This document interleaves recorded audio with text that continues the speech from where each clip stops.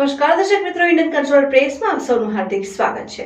વડોદરા શહેરના મધ્યમાંથી પસાર થતી વિશ્વામિત્રી નદીમાં 441 જેટલા મગરો માનવ વસ્તીની વચ્ચે વસવાટ કરે છે, ત્યારે આજે સવારે નદી કિનારે ફરી રહેલા કૂતરાનો એક મહાકાય મગરે શિકાર કર્યો. વડોદરા શહેરના મધ્યમાંથી પસાર થતી વિશ્વામિત્રી નદીમાં 441 જેટલા મગરો માનવ વસ્તીની વચ્ચે વસવાટ કરે છે.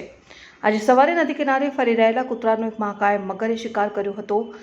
કિનારે ફરી રહેલા કૂતરાનું એક જ ઝાટકે મગરે કોળિયું બનાવ્યું હતું. આ સમગ્ર ઘટનાનો નદી પાસે ઉભેલા યુવાને વિડીયો મોબાઈલના કેમેરામાં કેદ કર્યો હતો. મળેલી માહિતી પ્રમાણે શહેરના પ્રતાપગંજ ગણેશનગર ઝુંપડપટ્ટી નજીકથી પસાર થતી વિશ્વામિત્રી નદીમાં કદીક જ જોવા મળતા મગરના હુમલાનો વિડીયો સામે આવ્યો છે. મહાકાય મગરે નદી કિનારે ફરી રહેલ એક કૂતરા ઉપર તરાપ મારીને પોતાના મુખનો કોળિયો બનાવી દીધો હતો. સ્થાનિક યુવકે આ વિડીયો સવારે પોતાના મોબાઈલમાં કેદ કર્યો હતો.